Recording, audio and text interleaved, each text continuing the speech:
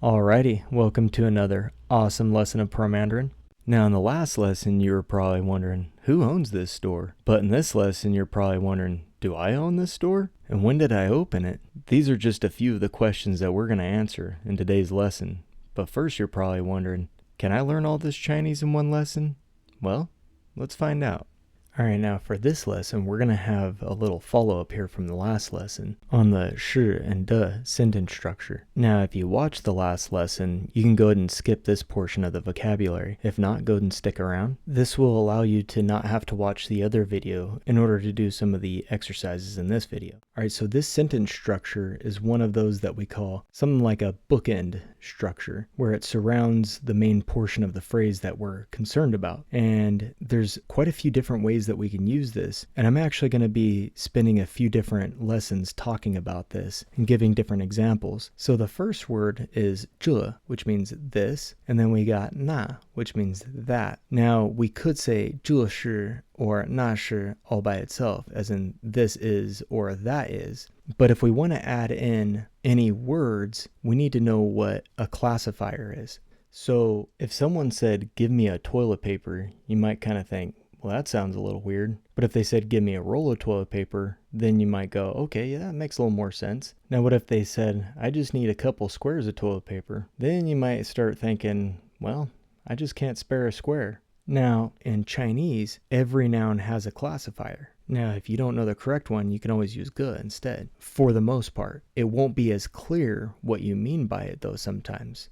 So we could say, 这个 means this, and 那个 means that, all by itself. And then what we would do is we'd say the noun right after that. However, all nouns have a classifier. So tai would be a classifier for things like 车, which is vehicles. So in this case, if you say 这台车, you'd be saying this vehicle or this car. And of course, a lot of you are probably thinking, well, what about liang for 车? Well, that's correct too. But for today's lesson, we're going to go ahead and use tai, which can be interchangeably used with liang when you're talking about 车.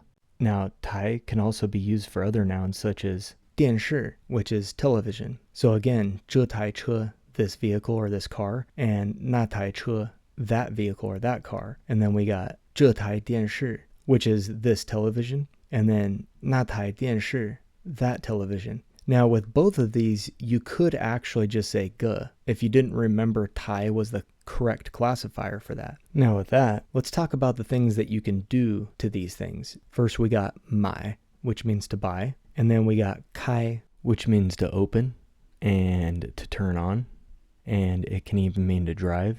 Now, I'll show you how that works in just a minute. And then there's also 开业, which is used for the opening of a business. So we wouldn't use it with most of these nouns, but we will use it with some of the other nouns that I'll talk about later. So the next one is 弄坏. So 弄坏 means to break it. So 弄 means to do something or to make something, and 坏 means that it's bad. So 弄坏 would mean to make it bad or to break it. So that could be a vehicle or, I don't know, a bottle or something like that. All right, and then the last one I put 修好. Now, you could say 修 all by itself, but one of the things about saying 修 is that you're saying to fix or to repair, but that doesn't necessarily mean that it was in fact fixed or completed. You could ask who fixed this, as in who tried to fix this and failed to fix it, like the thing's still broken, right? For example, 这台电视是谁修的? 屏幕怎么打不开呢? Or in other words, who's working on this TV? How come the screen won't turn on? A quick little note about the ne. You could say it or you could leave it out. Either way, it'll mean the same thing. It just kind of changes the expression a little bit. More of like a difference in the tone of voice is all it is.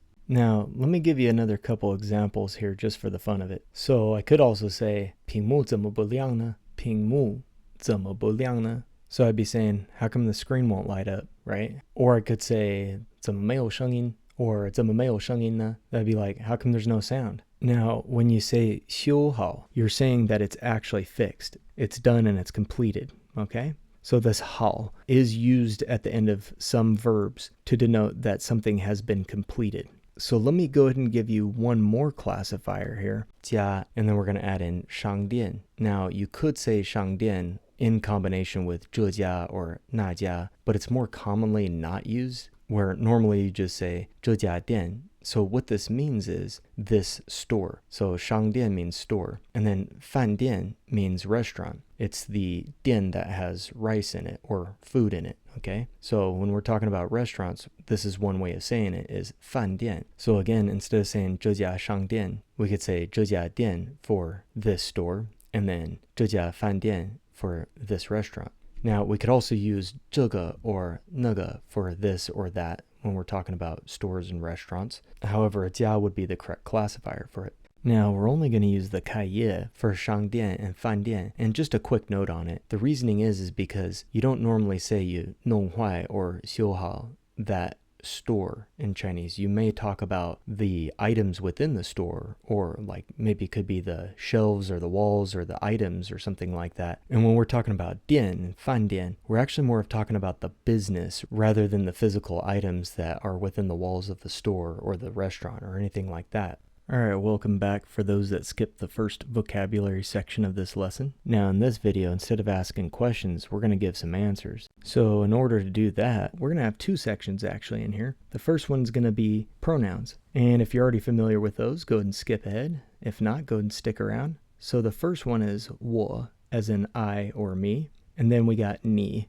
which means you. And then we got 他, which means he or him, as well as 她, which means she or her. All right, welcome back for those that skipped the pronoun section. Now, we're going to go ahead and add in one more pronoun, actually, which is also pronounced 她, which means it. Now, most of the time, we don't use it. In fact, we're not actually going to use it in this lesson. I just felt like maybe I might as well share it so that way you guys are aware of it. But a lot of times, even with the existence of this 她, you're going to find out that Chinese people won't use it. And I'll go ahead and go over that as well a little bit later. All right, now we're going to add in some time frames. First, we got 前天, which means the day before yesterday or a couple of days ago. And then we got 昨天, which means yesterday. And we're going to go ahead and add in 今天, which means today as well. So what we have now in between the 是 and 的 section is our pronouns. So we're talking about who did what. And what we're doing here is we're emphasizing the who in this case. Or we could be emphasizing when something happened, not who. So we could just say the time frame and not talk about the pronouns because we don't care who did it. We just want to know when it was done. Or we could add in both where we're saying the pronouns and the time frame, but we're still emphasizing a little bit more of the time frame. We're acknowledging that somebody did something, but we're still trying to figure out when it happened, okay? So with that, I'm going to give you a few examples here, and then we'll go ahead and go into the practice section. So the first one is, if I were to say, I opened this restaurant, okay? I'm not telling you when, it doesn't matter. I'm just saying, I'm the owner of this restaurant. The way I would say that is, 这家饭店是我开的. All right, now let me say it one more time a little bit clearer though. 这家饭店是我开的. So again, I'm just saying I'm the owner. I was the one that opened the restaurant, so I'm the owner, right? But if I wanted to say I opened this store today, so now I'm talking about opening it as an official opening of business, then I would say 这家饭店是我今天开业的. 这家饭店是我今天开业的. Okay, again, this doesn't mean that I just own the store, but it means that I opened it today, like maybe a grand opening. The point here is that the time frame is the most important thing here. I'm letting people know that it just happened or that it happened today. Now, if I just said 这家饭店是今天开业的, so that is most likely not going to be me or you, and it may not even be he or she. We don't know. We're just saying that it was open today, and that's it. So let's go ahead and get a little bit of practice in. How would you say he broke this car yesterday? 这台车是他昨天弄坏的. 这台车是他昨天弄坏的.